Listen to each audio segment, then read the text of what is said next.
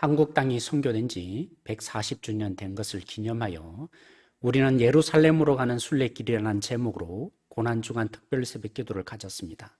묵상집에 나오는 국내 선교의 현장을 꼼꼼히 읽어보셨죠?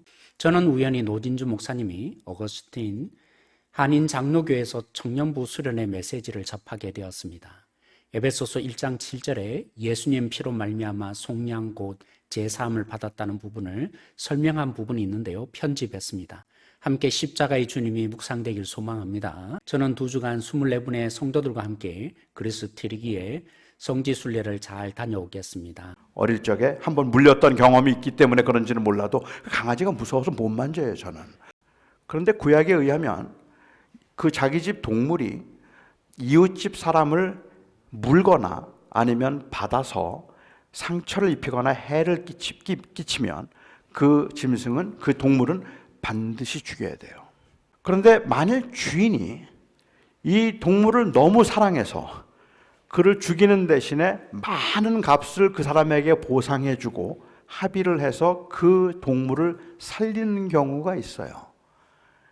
이때 사용하는 단어가 속량이에요. 그러니까 예수 그리스도께서 십자가의 죽으심으로 우리를 죄값을 지불하시고 우리를 사셨다고 말하면 하나님의 진노를 누그러뜨리고 하나님으로 하여금 우리를 다시 받아들일 수 있도록 우리가 지불해야 될 그 값을 그리스도께서 죽음을 통하여서 십자가에서 대신 지불하셨다는 말입니다.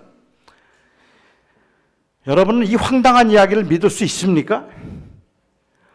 여러분들은 이런 황당한 이야기를 들으면서, 이 말도 안 되는 이야기를 들으면서 여러분들은 공의를 느끼실 수가 있습니까? 하나님이 정말로 우리를 이만큼 사랑하시는구나. 십자가를 생각할 때마다 너무너무 놀랍고 감격스럽고 하나님의 은혜가 너무 귀하다는 그런 생각이 여러분 감이 드신단 말입니까? 이게 어떻게 아름다운 이야기예요?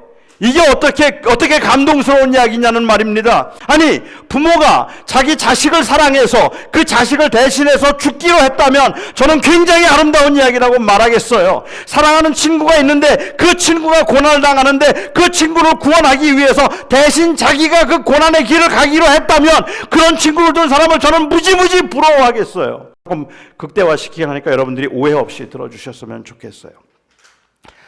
자기 집 강아지가 이웃집 사람을 물었어요. 그래서 그 강아지가 죽어야 돼요.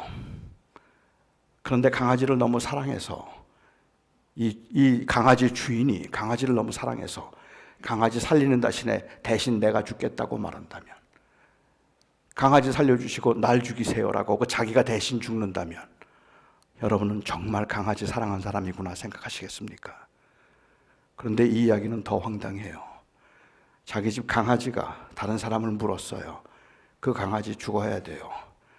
그런데 그 강아지를 너무 사랑해서 강아지를 살리기 위해서 대신 자기 아들을 죽였어요. 이쯤 되면 정말 강아지 최고로 사랑한 사람입니까? 자기 아들을 대신 죽인 그 주인이 정말 최고로 아름다운 그 고상한 사랑을 보여줬다고 말할 수 있겠습니까? 아니요. 아마 여기 있는 모든 분들 얘기할걸요. 미친 짓이에요. 강아지 예쁘지만, 강아지 좋지만 그 강아지를 살리기 위해서 자기 아들을 대신 죽인다고요? 있을 수 없는 일인 거예요. 어떻게 그런 일을 할 수가 있어요? 어떻게 그걸 사랑이라고 말할 수가 있겠어요? 이건 불의한 일이에요. 이거는 말도 안 되는 일이에요. 그냥 불의가 느껴지고 이걸 자기 희생이니, 아름다운 희생정신이니 이런 말로 이해할 수 있는 게 아니라는 말입니다. 있을 수도 없는 일을 하나님께서 하신 거란 말입니다. 이 더러운 죄인을 위해서, 이 말도 안 되는 저 같은 죄인을 사랑하고 구원하기 위해서 하나님께서 당신의 아들을 십자가에 달았단 말입니다.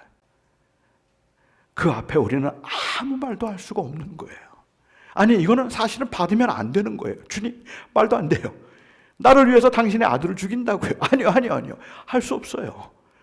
차라리 그건 받을 수 없을 만큼이나 황당하고 불의해 보이고 말도 안 된다고 생각되는 그러한 사랑일 텐데, 이걸 정말로 말도 안 되는 사랑을 내가 입었다고 생각한다면, 그렇다면 저는 그 앞에서 어떤 사람이 그 앞에서 자랑을 하거나 아니면 도대체 어떤 경우가 사람들로 하여금 좌절과 낙심에 빠지게 만들 수 있을까라는 생각을 듭니다.